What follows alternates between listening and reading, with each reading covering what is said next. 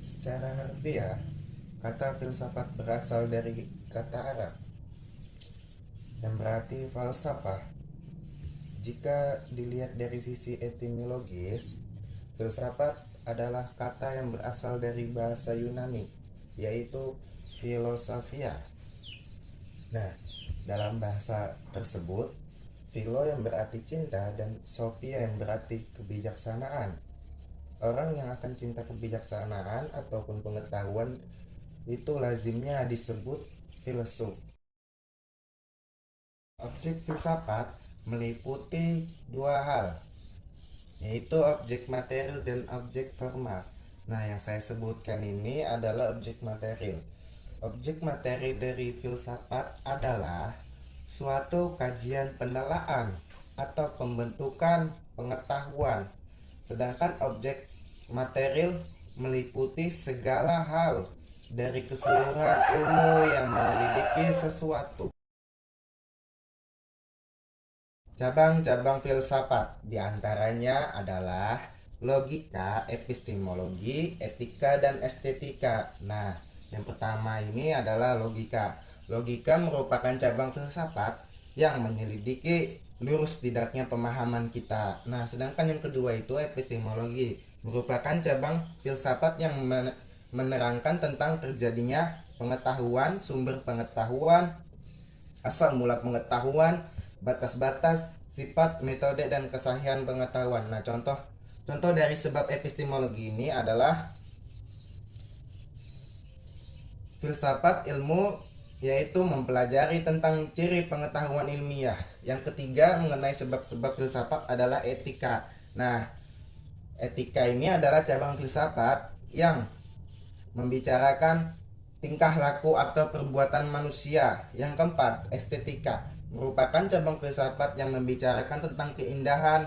Belajar estetika diharapkan dapat membedakan dengan filsafat ilmu dan filsafat ilmiah. Kedudukan ilmu filsafat dalam Islam mengalami pasang surut pemulihan dan kecaman yang merupakan sebuah keniscayaan ketika didiskusikan. Nah, sebagian para ulama dan ilmuwan berpendapat bahwa Islam dan filsafat mempunyai domain yang tidak bisa disatukan. Nah, namun tidak sedikit juga para ulama dan ilmuwan ini mencoba mengharmoniskan dan menetralisirkan keduanya. Dimulai oleh Al-Kindi, diteruskan oleh Al-Farabi, dan disempurnakan oleh Ibnu Sina. Nah, Al-Kindi ini menganggap bahwa tujuan filsafat adalah menemukan hakikat suatu benda melalui penjelasan yang kasual. Nah, Al-Kindi ini mempertemukan agama Islam dengan ilmu filsafat, menyebutkan bahwa filsafat adalah ilmu tentang kebenaran dan begitupun juga dengan agama. Sementara Al-Farabi ini berhasil menyelaraskan filsafat politik Yunani klasik dengan Islam. Nah, Ibnu Sina ini berargumen lain.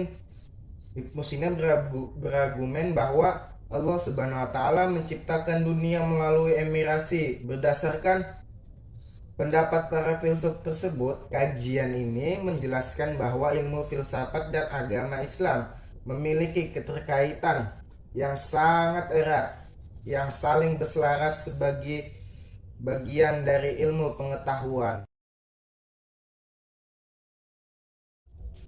Aliran-aliran filsafat dalam pendidikan.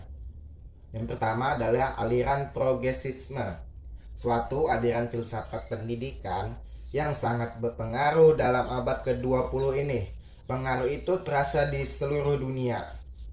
Sifat-sifat aliran progresisme diklarifikasikan menjadi dua kelompok, antara lain sifat negatif dan sifat positif. Nah, aliran yang kedua itu bernama aliran esensialisme. Aliran itu muncul pada zaman Renaissance dengan ciri-ciri utamanya yang berbeda dengan progresisme. Perbedaan ini terutama dalam memberikan dasar berpijak mengenai pendidikan yang penuh fleksibilitas di mana serba terbuka untuk perubahan, toleran, dan tidak ada keterkaitan dengan doktrin tertentu. Bagi aliran esensialisme, pendidikan yang berpijak pada dasar pandangan itu mudah goyah dan tidak teratur.